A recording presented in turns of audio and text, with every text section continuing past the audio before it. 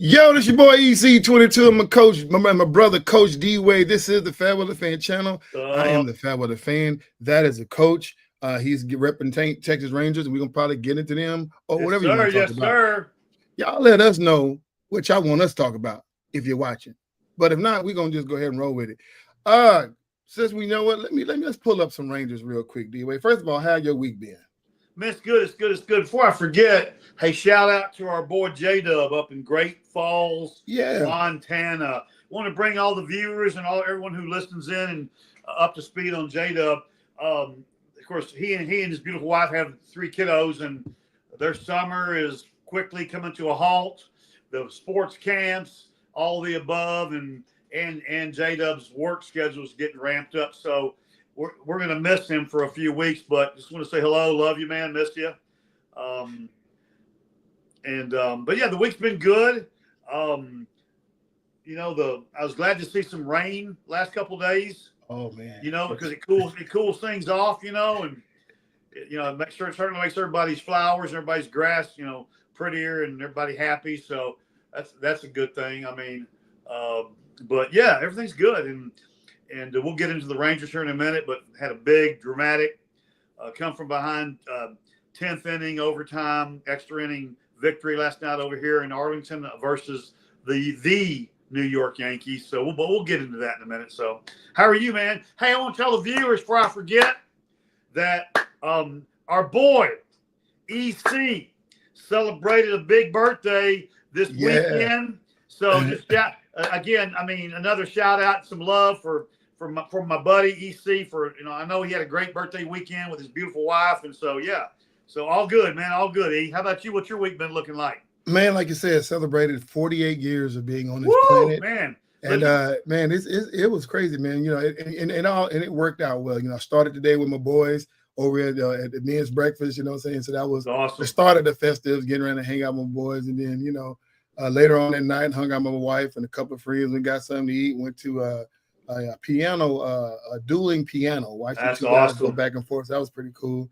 And then Sunday we ended the weekend just playing good old fashioned hard nosed dominoes.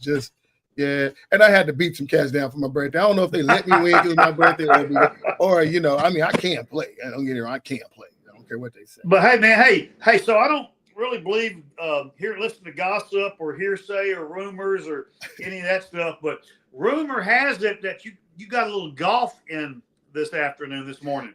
Yeah, you know what? See, here's the thing.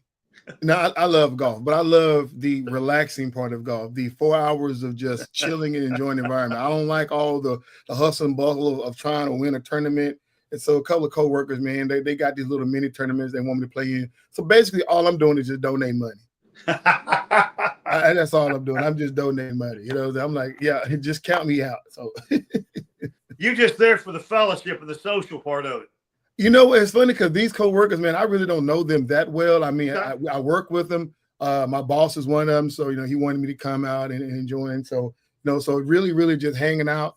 I'm getting to know him. This is my second time with him, so I'm getting real comfortable with him. So who knows? Who knows? I don't know. Well, I know the boss appreciated it. Then the other thing I wanted to say was, Z-Man, I know you're out there, and I've listened to all your ridicule and you punking me and you intimidating me and you making me almost bring me to tears about not having the show the last couple of weeks. And then you already been blowing me up today. Y'all having the FaieWeather Fan Show tonight? You better be having the fan show tonight. And so, hey, you better be listening, dog, and you better be chiming in because, hey, you beat me down, man, like a redheaded stepchild about it. So I hope I'm glad he didn't beat me down. So, somebody had to take licks for the crew. You know what I'm saying? But once again, shout out to J-Dub up there. Just he hanging out, doing what he doing. And you know what? Listen, just real quick, this show was started. One of the reasons I started this show was for people like J-Dub, the unsung heroes, right? People who are there in the trenches, coaching Little League. We you hear about the high school coaches, the college coaches, but a lot of times you hear about the middle school, Pop Warner coaches, stuff like that. Because this is where it all starts, the fundamentals of the game. So when J-Dub come back, man, we're gonna really, really do an interview with him and just really dive into what it's like to be out there on the field with those kids, you know what I'm saying? And then the level of expectation you put on those young minds. All right, Coach, the Texas Rangers, MLB. What happened last night? Well, so the Yankees are in town, Yeah, and the Rangers, who obviously they're my favorite team, and I root for the yeah, homeboys. They have finally got everybody healthy. They right. got all their pitching rotation good. They got their bats healthy, and the boys from the Bronx decided to come in and kind of try to punk our Rangers last night. Well, and so they went. Yankees basically led the whole game. Rangers tied it up late. That thing went into the 10th inning, 5-5, and our boy Josh Young, who they walked the batter in front of him to pitch to him because he's been struggling. He decided to hit a 3-run bomb and have a walk-off home run to win last night. And I'm excited. So it was a big deal. It's like a lot of the sportscasters and podcast guys I listened to today said, this is not going to make or break their season, but this could really jumpstart something really exciting over here in Arlington for our Texas Rangers. So their season is over with for the most part? Their season over with? No. They're right in the thick. They're right where they need to be. They're like a game and a half back of the wild card. Okay. Okay. And there's 48 games left. Ironically, they're a game and a half behind the Yankees for the wild card. Yeah. And so, but last night they said the energy in the building and just how much fun and excitement there was by the fans, that could have been the ticket to take the Rangers to the next level for these last 48 games. Does that make sense? That makes sense. But you know what I say? They just need to beat Seattle. Praise the Lord. I just beat Seattle. Whether you make the playoffs or not, just beat Seattle, man. Man, come on, just get that team. We don't like that team. No, we do. I'm sorry for you Seattle fans out there. But man, looking at the standings right now, they finally woke up everything, getting above 500, and so like I say, 48 games left. But I'm looking at these standings right now, and it's those New York teams seem like they've been struggling here lately. Yeah. They've been doing decent. I'm not mad at them, but at the end of the day, I guess, like I said, the Rangers beat the Yankees. They played them again tonight. Hopefully they can get another dub out of that. What do you think about those Padres, man? Oh, I know you're a homer. I know you're such a homer. Let's see who they got tonight. Let me see. Hang on, don't go anywhere. They're in Arizona. Shoot, they have a pretty good record, man, going. Yeah, they got a good. They still got a long way to catch up to Milwaukee, but hey, but I think they're already in playoff position, so we should be okay. I think. Okay, but the Rangers got they got their ace pitching tonight, Nathan Eovaldi. So I'm hoping that we can get another W out there in Arlington tonight. And, yeah, I need to hit up my buddy Jim Sundberg, get us some tickets so we can go to the game, catch a Ranger game. Yeah, man, let's do it. Are you down? I'm down. Will the wife go? Oh yeah. Oh, she definitely will. Let's get the wives. We'll talk to Jim and us four can go or something. All right, that's cool. Okay. Speaking of Arlington, let's move a little bit further down the street up in Arlington, over there to the College Park Center over at the University of Texas at Arlington with our Dallas Wings. Man, listen. Where you go? Oh, there you go. He's playing with his camera. My bad. So the Dallas Wings, they're not the worst team in the league. They're not. You still got Connecticut Sun, Chicago Sky, then the Dallas Wings, but their biggest problem was guard heavy, not enough. They got a good front court, but they're not great, And so, but they decided to trade guard Dejanay Carrington over to what was that, Minnesota? She ain't gonna do him a make that. Ain't that something? Yeah. So she's going right. I bet she's excited about the trade to go over there and be with that squad. But they pick up Diamond Miller, a 6'3" forward, and then Carly Samuelson, a 6-foot guard. Clearly, so I'm gonna tell you what I think, Coach. We know we need some front court players. I'm believing that and I'm hoping that they're going to look into the draft to get some front court players. Right now, getting another forward, which was a good idea by grabbing another guard, a great shooter out of Carly Samuelson. I think they're trying to find a fit, a guard duo fit. Dejanay Carrington just couldn't fit in with Paige and Arika. She did the best way she can. She was mostly playing the wing position, which is right. too short, 5'11", to play that position. But she did the best she could. And she got injured. She came back, had a great game. Then they shipped her off to Minnesota. But man, you talking about? We already talked about this. Enrique and Paige ain't working. And so I believe everything that they're looking at, trying to get these guards, trying to get JJ off the bench and get her. I think they're trying to find something that. Now, the other day, two games ago, they finally scored 20 points apiece in a win. Finally, but that's the only time they've done it all season. So I think this is what I'm hoping. This is what Coach Chris is doing. But other than that, I don't know. But Paige has been. Look, the lack of success for the Dallas Wings is not because of Paige Beckers. I can tell you that much. So let me just say this. Will you tell the viewers out there who Coach D-Way's favorite professional basketball player is currently? It's none other than Fifi. Vanessa Collier of the Minnesota Lynx. Yeah, so I saw an interview this past week with Fee, and they were basically asking her what she thought about Paige Beckers. Yeah. And, dude, she told the world that Paige is an elite WNBAer. She is a superstar in this league already, just as a rookie. Right. And she said that Paige has no flaws or weaknesses in her game. She can do everything at a high level. And she said she's a very smart player. She said, and then Fee went on to say the only thing, and what's really exciting is she's going to even get even better as she continues to learn the WNBA game and how they play and the physicality of it. And so you're right. Paige is doing everything. Paige is doing more than what was expected of her in this rookie year. And this is so bad for us because you're talking about that. Look at all the superstars we had come through Dallas. You know, you're talking about Skylar Diggins. You're talking about Alicia Gray. You know what I'm saying?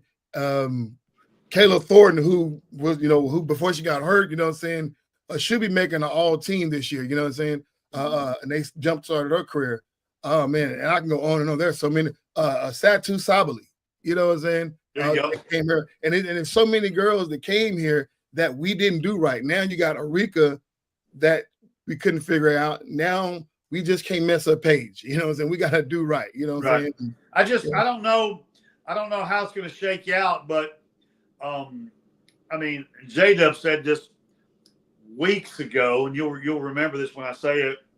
If the Wings could somehow get Lauren Betts, it'd be a whole nother world for them. And it's what I said several weeks ago was this: we understand that the Wings they're going to struggle this year. We understand that they're not going to have a really they're not going to make the playoffs and have a good year. But if we can see them get a little bit better every week, and then if we can get a big girl like a Lauren Betts or someone like that can take up space and guard and defend and rebound and block a shot, right? They're going to really that team's going to get a lot better. You know what I'm saying? Right. So while we're at that, let's look at the WNBA depth chart right now. And Minnesota is killing by far. Minnesota is 24-5. You know what I'm saying? They got it all together. And they don't have a deep team. What they have is chemistry. You know what I'm saying? Yeah. When you look on that bench, it's like I mean, the people that come off the bench, you know what I'm saying? Like Nisa Heigelman, whatever name, she come off the bench and she does okay. But from Courtney to from Courtney, I can't forget her name, the stud buds, Courtney Williams. You know what I'm saying? And then Caleb McBuckets. And one of your favorite girls, man, Caleb McBuckets, man. Caleb McBuckets. And I said it weeks ago. If I get in a street fight in the back alley, I want McBride on my team. Right. Let's take a look at that roster. So you're looking at so So you got Kayla McBride that starts. You got obviously Nafisa Colley that start. And then you got Courtney Williams that start. And I don't know who else the other started. I think they flipped their starters around. But now you got people like Dejanay Carrington that's going over there. And so they're going to be all right. Yeah. What's the Bridget Carlson? She's been doing pretty good over there with them. And everybody else has kind of been just filling themselves in. Elena Smith has also been shooting pretty well for them as well. And I know you had a busy weekend with the birthday and all, as you should. But yeah, did you see where Fee rolled her ankle? I did not. She's out. It's a very mild sprain. What's up, Jonathan G? What's up, Jonathan? You're not late. You're perfect. You're right on time, brother. Fee late in the third quarter when they were blowing out whoever. She kind of stepped on another girl's foot and kind of rolled it up a little bit. Let me tell you what was cool about that. I can't remember if they were playing the Aces or who they were playing. Let me tell you what was cool about that. You got to go back, and if you're out there listening, I'm going to encourage you to go back and look at the YouTube video of that play. And here's what happened. When Fee got hurt, and she went down, she was laying on the gym floor. Both teams, both players, all the players from both teams came over there behind her and were putting towels under her head and under her neck. Both teams. The opponent team was over there laying out, making like a little cushion for her to lay on. Dude, because they know that Fee is the face of the league. And for all the, I mean, we love our Caitlin Clark, who's not playing right now. We love our Angel Reese, even though our team is second in the last place. But and of course, we look at Angel Wilson, 3-time MVP for the last 3 years. But right now, and it was close last year between Fee and Angel Wilson. But y'all got to put some respect. Yeah, we don't talk about Phoenicia College. We do on this show, but there's not enough YouTube. There's not enough content creators, sports podcasters. Yeah. None of the guys from NBA, NBSBN, Shaq, and Shannon and Ocho, and none of them guys they don't talk about her. When they look at the WNBA, they know 3 names: Angel Wilson, Caitlin Clark, and Angel Reese. And we got to get better with that. I mean, watch the game and see and know who are the tough players are. You know what I'm saying? And put some respect on the name. 1,000%. If you can't say, I mean, I'm gonna go real quick here. If you can't start throwing names around like Breanna Stewart, Sabrina on SU, Kelsey Plum-Dog, if you can't throw these big names around, not to be disrespectful, I didn't even name all of them. Yeah, and Asia Wilson, Caitlin Clark, Angel Reese, Paige Beckers, and Nafisa Collier. Yeah. Then it's time to start. Do your homework. Watch the games. Yeah. But hey, check this out. So the depth chart. Guess who's number 2 now? So all season long, it's been, Minnesota and New York.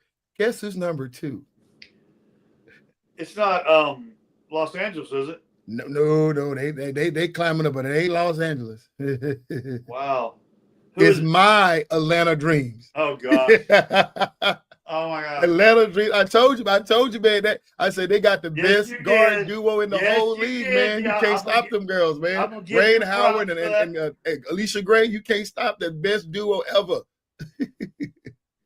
And then you add BG in the mix, man. BG said in the podcast with Cam Newton, man. She said she would love to bring a championship in Atlanta for Atlanta, bring it back there. So that'd be pretty cool. Hey, they got all the pieces in place. Oh, yeah. And she's been playing real good, too. You talking about Brianna Jones and her? Ooh, you talking about the best backcourt duo and the best frontcourt duo? Hey, come on. Hey, y'all, Minnesota, y'all need to figure it out because this team is coming.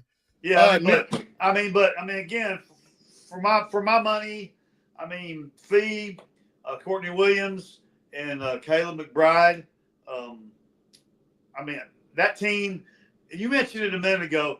I don't think I can remember a professional franchise of any sport that has the type of chemistry that the Minnesota Lynx are showing this year. Right.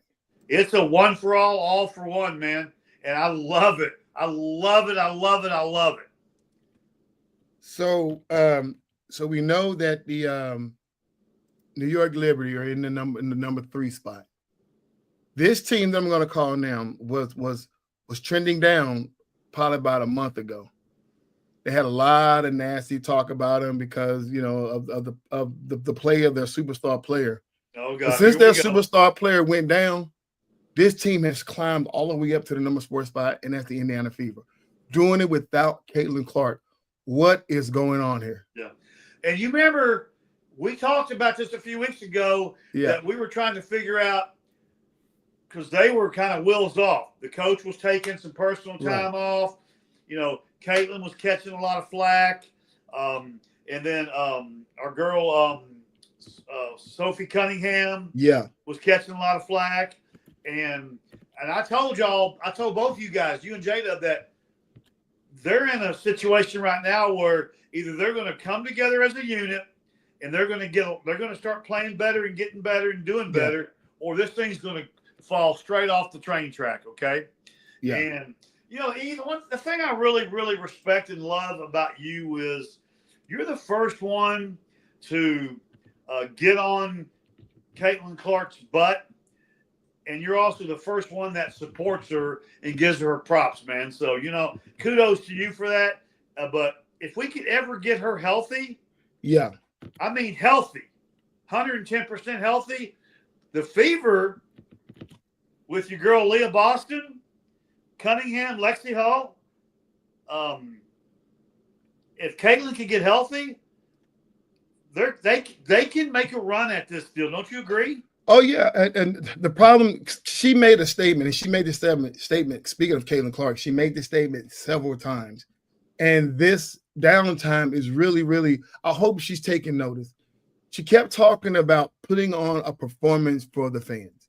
We know that the fans are buying tickets, and when she come in, they're getting the men's arenas and stuff like that, and then they're selling out, right?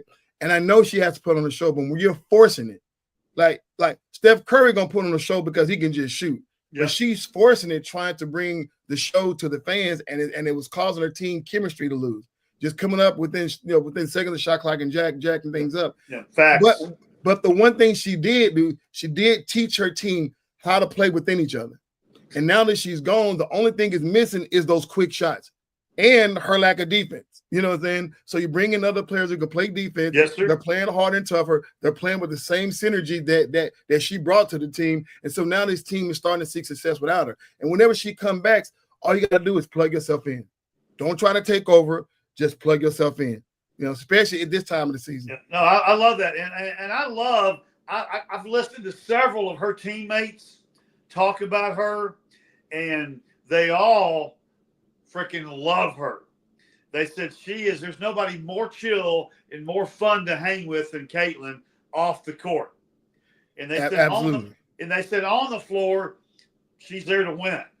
Yeah, what's Lou got to say? The play of the Fever without C. Clark should warrant Stephanie White's WNBA. Oh man, I'm 1,000% Lou, 1,000%, man. Because you got your superstar, and you got what a lot of people think might be one of the top 2 or 3 or 4 best players in the whole league. Yeah. That's out, but your team is quietly getting better every game. Lou, you're spot on, Lou. And Z-Man mentioned early in the season that he was kind of skeptical about what's going on over in Indiana. He talking about the fact that Stephanie White missed some games for personal reasons, and then we see the whole DeWanna Bonner situation where she wanted out. And then other people that was close to the organization, they had a lot of stuff to say, and led us all to believe that there's something going on with the Indiana organization. And I say, there's something going on with every organization. You know what I'm saying? 1,000%. Everybody got something going on. You know Absolutely. What's up, Big D? We got, but like you said, for Stephanie White to weather for her to weather that storm. Now I'm not consideration. Lou, you said it right. I'm not gonna consideration. Yeah, but our girl over in Minnesota is hands down should be coach over there, man. Yeah. So so moving on to we got to talk about this. The Jones family value. Huh? The Jones family value. I was waiting on you. Hey, I remember that little evening sitcom Dallas that used to come on back in the 80s. They tried to do a reboot back in the early 2000s. Yeah. And it was pretty good for what it was. They had our girl Jordana Brewster on there and stuff like that. But then went away. Obviously, they finally killed JR off. Well, he died anyway. So that was the end of that run. But it wouldn't surprise me. And I bet everything that I own on this right here. I bet Jerry Jones has got somebody archiving or there's somebody following him around with a video recorder every single day since 1996. Because I think probably the next 10 years or so, man, we're going to see the Jones family documentary about this 40, 50-year history of the Cowboys, and all this stuff going to be documented because the stuff that he's doing right now, it makes absolutely no sense, but it's made good for TV. You talking about, I know somebody's following him around. He's got to be sitting around. This is going to be the Jones documentary. It's got to be because we don't get it. And how brilliant is that going to be? What up, Andrew? Yeah, Drew in the house. So you're talking about the whole situation with Michael Parsons. So here's the situation. If they don't sign him this year, he's $24 million in. Then they can franchise tag him next year, and then at that point they can do whatever, right? The man is trying to get paid because he's seen other guys in his position get paid. He won an extension on his contract, and now the whole thing is blowing up. Michael Parsons came out last week and saying that he wanted to trade. Jerry Jones came back, and who does this? Saying, you know what? No, this is all for negotiation. Like, what owner does this? You know what I'm saying? Why? All you that listen, somebody please tell me why. If you can, type as fast as you can. Why are we the only franchise that has to have this going on in our city? How come we just can't be normal? Because Jerry lives and dies and thrives on positive, negative, good or bad publicity. He loves that they're getting attention and that he's getting attention and that his organization is getting attention. He's fine with being negative. He's fine with people bashing him. He's fine with people holding up signs and posters and training camps saying, sell the team, please sell the team. He loves that. He thrives on that stuff, He said Jerry Jones is bigger than the program. At least he think he is. I mean, maybe he is. I don't know. I mean, the program got to win. But no, that's it. Jerry in his mind is bigger than the program. You know what we need to do, D-Way? We need to start a power washing business, right? Just a driveway power washing business, and then get a contract with Jerry Jones. Yep. So every time we do something stupid, we gonna spray that house down. Yeah. Or maybe we can catch him coming in one day. Maybe we can holler at him. I don't know. Somehow we got to get to this guy, man, and try to figure out, man, what's going on. Because, you know what? We can invite him to the show. Well, you think he'll come on? Because he can't fire us like he did to do last year. He can't fire us. Yeah. It's like the lady, like the wife was asking the husband, said, it has snowed every year in Alaska for the last 30 years. So she said, so what do you think, honey? You think it's going to snow this year? He said, oh, absolutely. Right. And she said, honey, you've been playing golf for 30 years and your golf game's still not any good. Do you agree with that? He goes, absolutely. And she goes, well, then why do you keep saying the Cowboys have sucked for the last 30 years? Why do you keep saying this is going to be their year? They're going to be good. Right. Jonas, you said he got fired from the Cowboys for not mowing the lawn at the warehouse. Yeah. So, I already know. He said true story. He was, oh wow, dang, that's crazy. So the question everybody want to know is, and it's out there, Michael Parsons requests a trade. Would you trade him? And let's just say all things being equal. They say none of this situation happened. We are like there's no drama. Now you're in negotiation, and is he a good person to trade at this particular point? So I want to hear some of the guys that are on comment. Yeah, if you guys listen, just right off the rip, you know what I'm saying? So, would you trade or should they trade Michael Parsons? I do want to say this. I had a conversation with a guy today about this. And correct me if I'm wrong. Micah Parsons, it seems like to me every year for the last 3 years, his quality of play has gone down slightly every year. And what I think's happened is these offensive coordinators have figured out how to handle him. Oh, yeah. How to block him. Okay. I don't look for Micah Parsons to have a big year this year, okay? Yeah. I love Micah Parsons. He's a Penn State kid. I think he's a solid individual. I don't look for Micah Parsons to have a good year this year, just a little bit above average year. I want to see some of the guys chime in and comment on that. Yeah, if Do you think Micah Parsons is going to have a superstar off the chain, off the hook year this year where he's going to be a dominant factor and disrupt teams? And if you guys looking at the caption over there, we're talking about the Cowboys. I know it says Jones family value, but we're talking about the Cowboys. What do you think? What kind of year do you think Parsons is going to have this year? It's kind of hard to tell where he's going to be at because of the whole contract negotiation situation. No, I didn't say where he's going to be at. I'm talking about how he's going to. So, no, I think Micah Parsons is going to be exactly who he's supposed to be. He's going to be the same guy he's always been. If you zero in, yes, he's been having struggling. Well, I say he hasn't been struggling. He just haven't had the same production simply because teams are doubling. They're keeping. Right. And you're talking about if the Cowboys can't find another person, which is supposed to be, I think, Overshawn. If they can't find another person that can help out on the other side, then because you can't go one-on-one against him. You know that. So they're gonna lock him up. But when he came back from injury last year, just his energy, his grit, his determination, man, his focus was there. It was amazing to watch him come back with that same energy after the injury. Andrew says, "No, don't try." I said, "No, don't try." Marcus said, "The way Micah Parsons have a good year I agree, Andrew. 1,000%, but I agree 100%. We're all rooting for Micah. We all love Micah, but until they get another pass rusher to come in there, teams have got him figured out. I would have traded him last season, but since he didn't, John G said he would have traded him last season, but since they did, he's gonna make him play last year. Lewis, he said, if Dak Prescott and CeeDee Lamb contract put a strain on the franchise, then yeah, you need to go ahead and trade him. Everybody got some good points to make, and I appreciate all their comments. And I don't really have. I have an opinion, but I every time I think about it, I keep going back and forth. Because I'd be like, no, you don't trade a player like that. You just can't afford to trade that player no matter what it costs. Then I start thinking about, man, you know what? How much drama do we need surrounding this team? Because I'm trying to get back to being normal, right? And then, what can you get for him? There's going to be a lot of people out there that's going to be looking and trying to get this cat because he ain't going to just sit out there.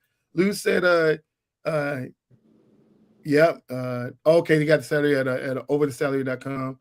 And decide if the Cowboys can afford a massive contract at all three players. They can. That dude got all the money.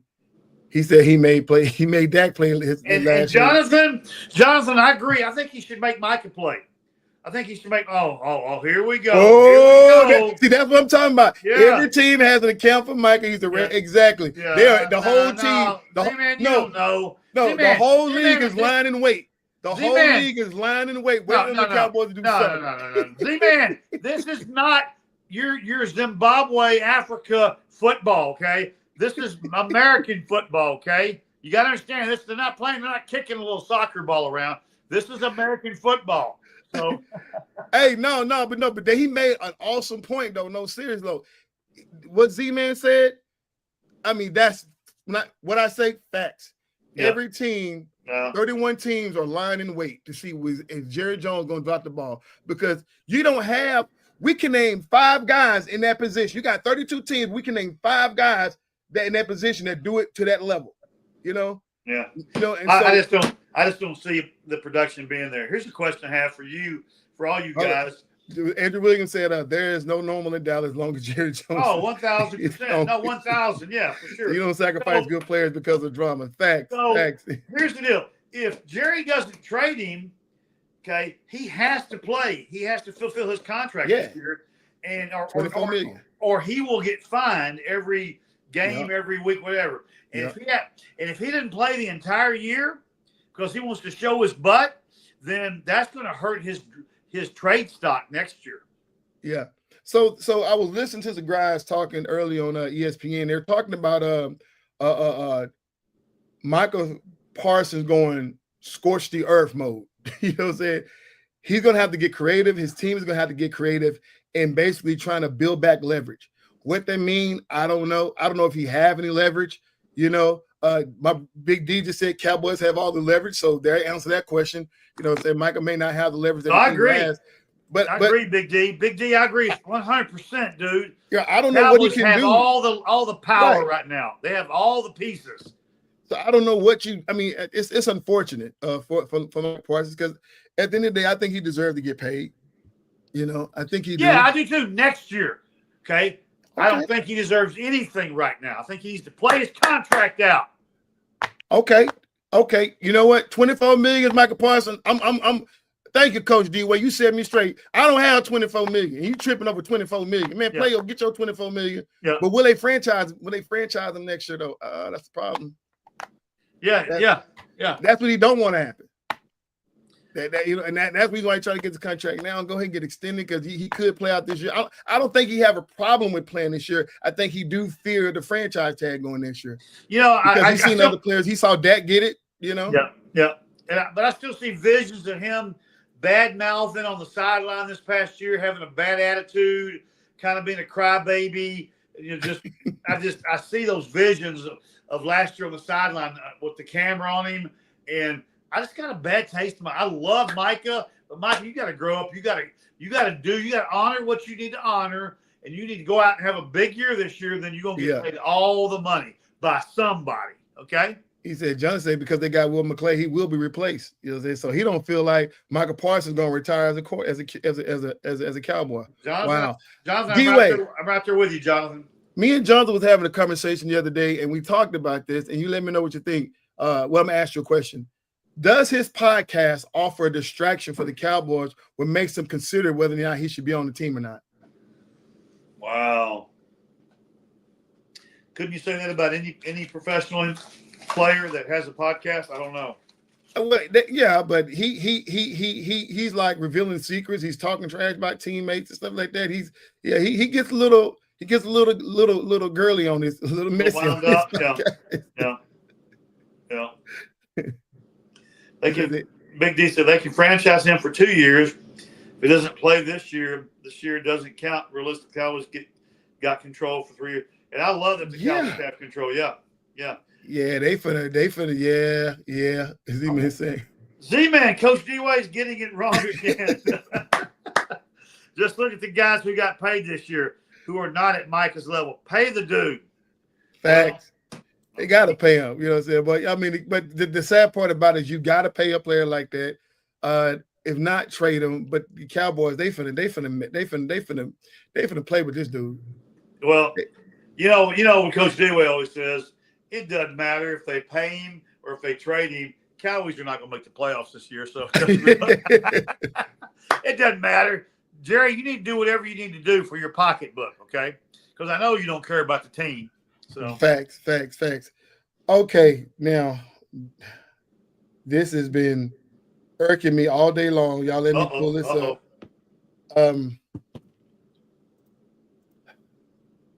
Let me see. Z-Man, you don't know. You don't know Z-Man. He said, you know what? We said he don't know. He don't know. The Browns of Cleveland. The Browns of Cleveland. I don't even know what to start. I don't even know where to start with this team, man. This if don't know what you're doing, his brother said, it's a reason to find fault, to complain about something he does. He was talking about the podcast, so he said the podcast shouldn't hurt Michael, but they're gonna be trying to find something. You know what I'm saying?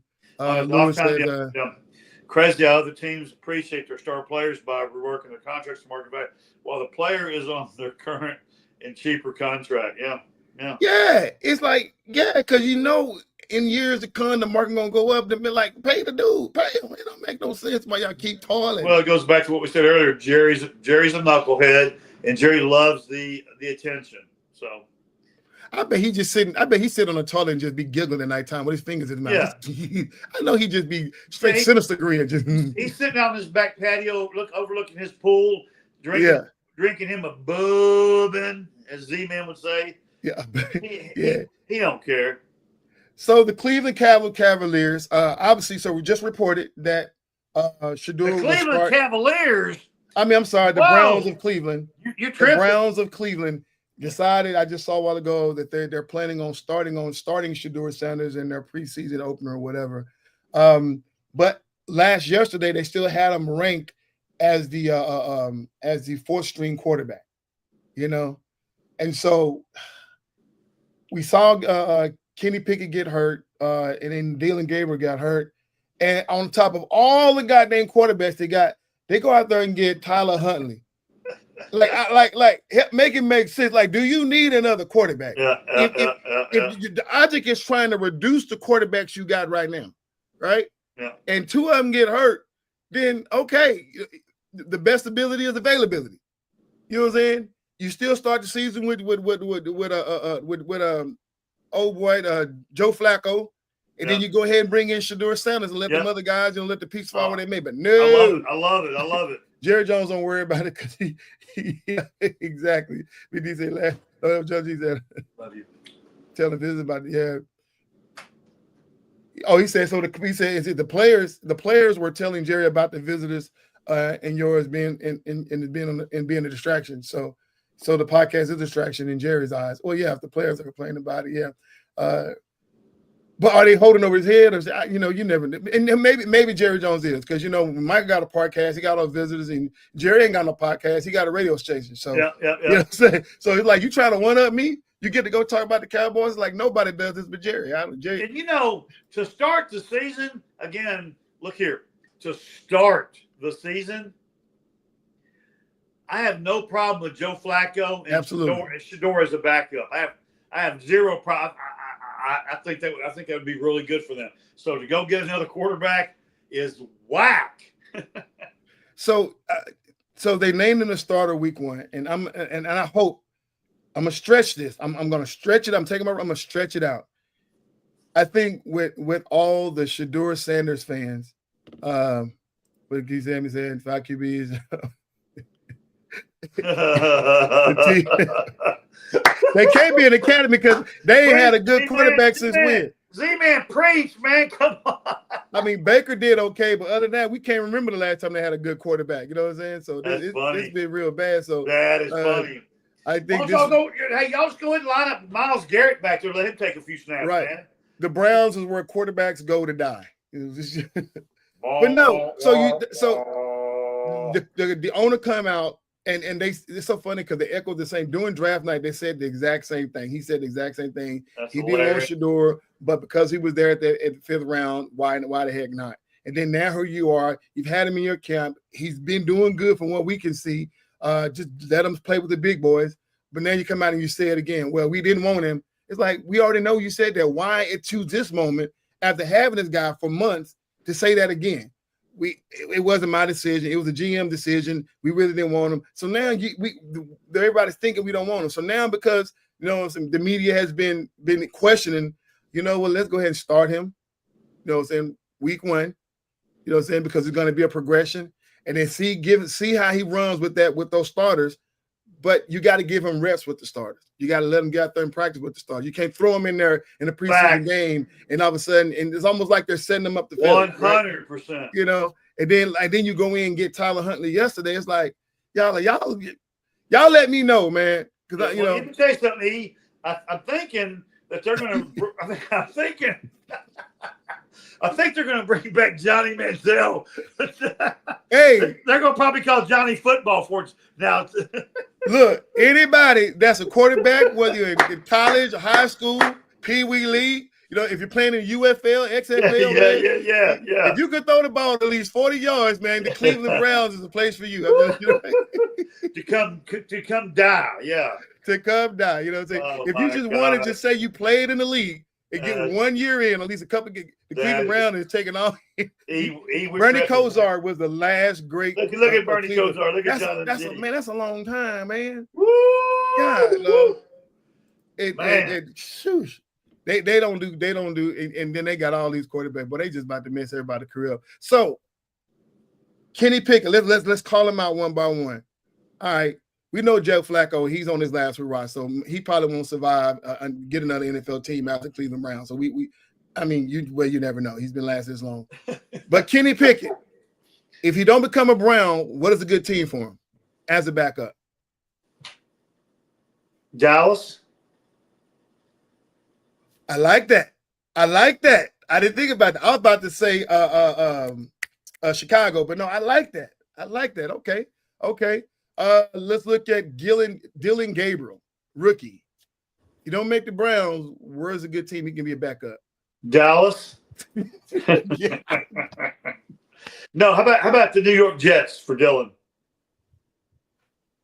Yeah, because they got what's his name?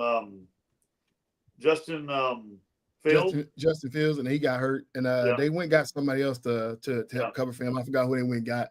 But yeah, I think I can see the Giants too. Either one. And I think Dylan can be a journeyman in this league.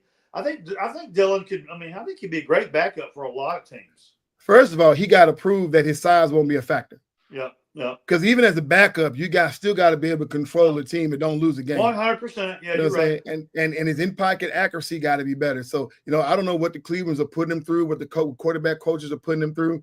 But man, they got to. If you don't, you hate to see a guy go down after his first season.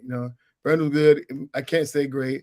Older Graham is a GOAT. Yeah, but he going further back. Yeah, Jonathan. Hey, Jonathan, I want you to hear this, okay?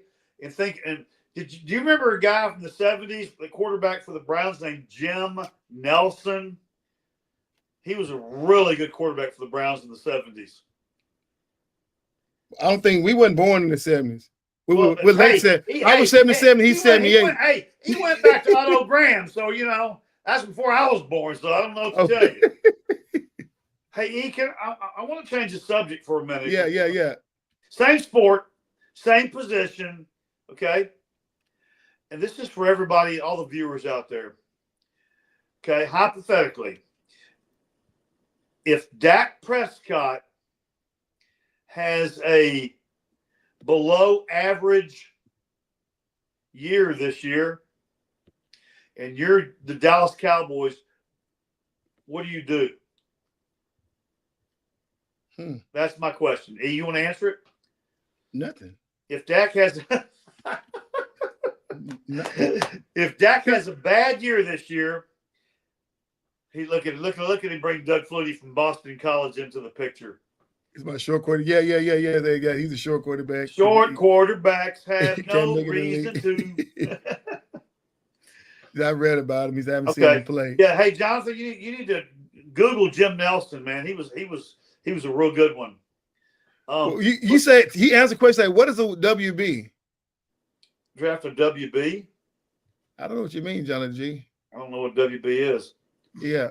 But hey, my question is, if Dak has another subpar year, how much longer are the Cowboys gonna?